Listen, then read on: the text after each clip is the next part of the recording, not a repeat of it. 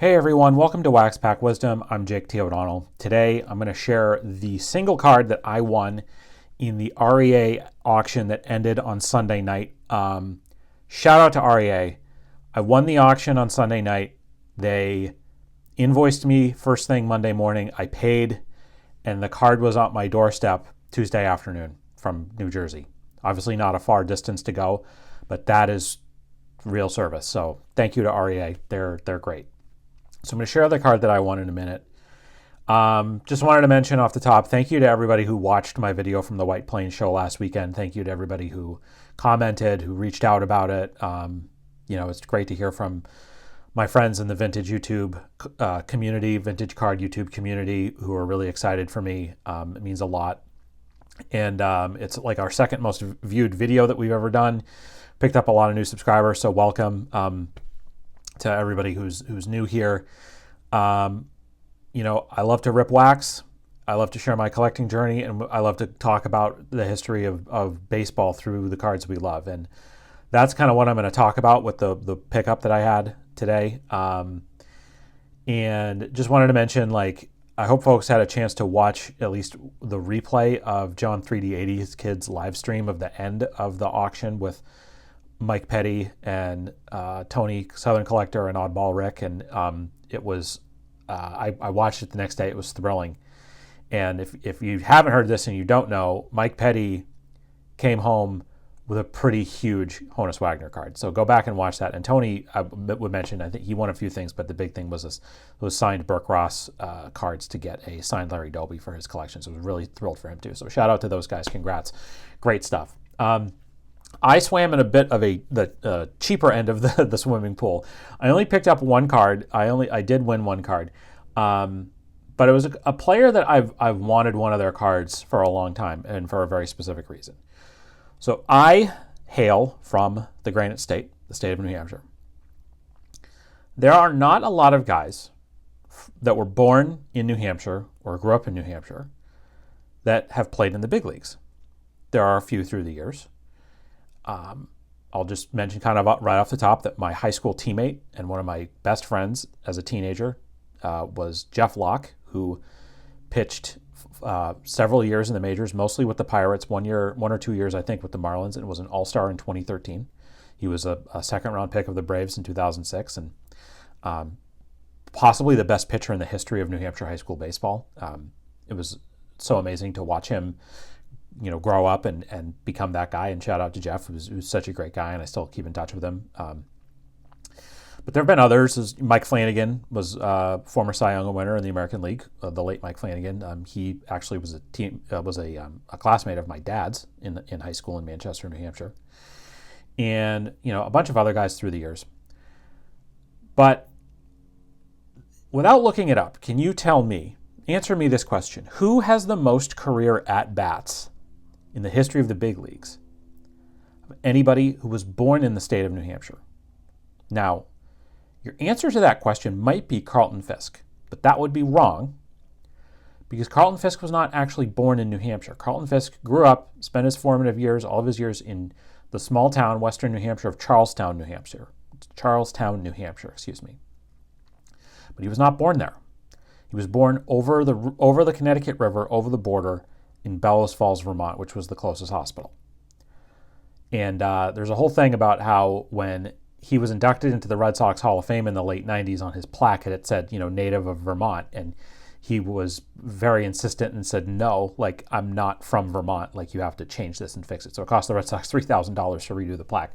But they did, and they took out the reference to Vermont. So, but again, if we're going by the strict definition, he was not the player in the big leagues who had the most at-bats who was born in the state of New Hampshire. The answer to that question is this guy, Arlie Latham. This is his 1911 Sweet Cap T206 in an SGC2 that I picked up. Now, beautiful color on this. A little bit of a crease right there. The reason why this card got a 2 is because the back has paper loss. But it's a Sweet Cap 350, and it is really, really nice. I'm going to show that right there. Really nice image. And he has a card in the T206 set. He has a card in the T205 set as well. There's a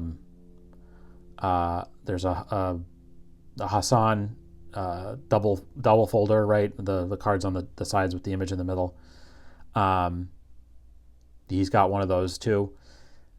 And at this point, he was a coach for the Giants, but he was activated and played a couple of games in 1909 when he was 49 years old. But most of his mark in the big leagues was in the 1800s, from 1880s and 1890s. He was born in West Lebanon, New Hampshire, which is actually not that far from Charlestown, New Hampshire, where Carlton Fisk grew up. It's about a half hour north. And he, I think, moved eventually to Massachusetts and then played most of his baseball with the old St. Louis Browns of the American Association and then later with the Cincinnati Reds. He was a third baseman. And like I said, he played mostly 1880s and 1890s. And he was a character. And I'm going to get into some of the stories about him in a minute. But at this point, like I said, he was a coach. He was the first full-time hired coach in the history of Major League Baseball. And he was, he lived a long time. He lived into his 90s. He later in life, after he had been with, in his sort of seniority, he worked in the press box at the old Yankee Stadium. Lived in New York. So I'm going to read some stuff about him. But like I said, he was a character. So I'm going to read from. I don't have the dust cover anymore, but this is the new Bill James Historical Baseball Abstract from the year 2000. So he was listed as the 54th best third baseman of all time by Bill James. And I'm going to put his picture up because I feel like I've noticed that when I've read from these books and I'm not like looking at the camera, might be a little bit boring. So I'm going to put the picture of the card back up here while I read from Bill James's book. The one thing I guess I will mention that's not in here because the records and stuff have changed is that Arlie Latham is still 7th all time in the history of Major League Baseball in stolen bases. He's one of the only guys in the top 10 who's not in the Hall of Fame. I think it's like him and Vince Coleman are the only ones in the top 10 who aren't in the Hall of Fame. So he has 742 career stolen bases. He's 7th all time still.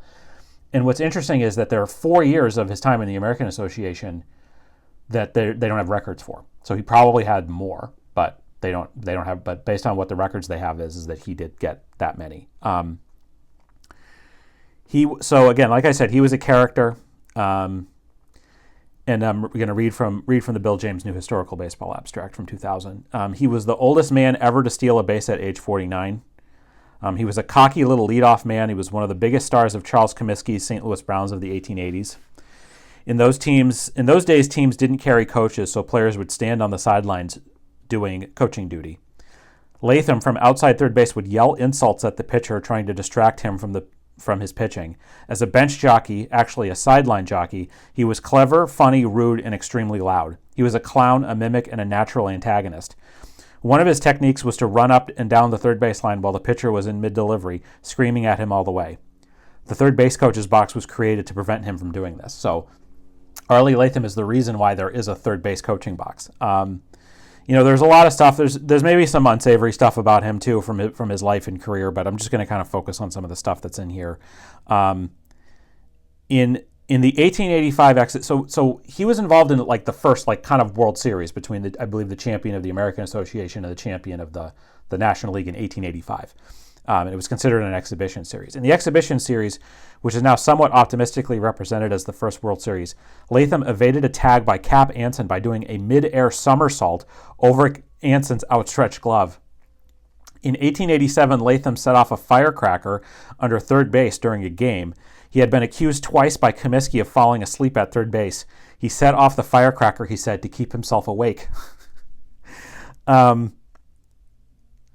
He was a bad defensive third baseman. He still, I believe, has the all-time record for the most errors ever in the history of baseball at third base. When a third baseman stood and watched a hot shot buzz by him without making any effort to stop it, old-timers used to say he Arlie Lathamed it. This expression was used at least into the 1940s and may have lasted longer. There's just so much other stuff in here. undated anecdote. One time, Latham at third base called timeout and began kicking his heels, bouncing on one foot in a bizarre dance, causing spectators to wonder whether Latham had a bumblebee in his pants or had finally lost his marbles. "Sorry," said Latham at length. "My foot was asleep." And then I'll just read this, that there's some quotes in here from Robert Smith's book, Baseball, and one of the things that Bill James has in here is that, according to Smith, Latham practically invented the characteristic chatter of the ball diamond, the endless lilting encouragement which an infield gives to the pitcher. So that is, certainly there are a number of things about him that have persisted in the game today. And the thing that I just wanted to really get across is that there's all this talk about showboating and showing up the pitcher and players showing emotion on the field and that kind of thing, and that, it's maybe more accepted now than it was. But I just want to just mention that in the history of baseball, no matter what, going back to the 1800s, you have guys like Arlie Latham who were doing somersaults, in games and yelling at the pitchers. And one thing I didn't mention is that he would pick fights with people, with members of the other team. He'd always get into fights and brawls and stuff like that. So there's always been showmen. There's always been people that have tried to, rile things up and get on the opponent's nerves and that kind of thing. And it's nothing new. It goes back to the 1800s, literally. So anyway, that was my pickup from the REA auction.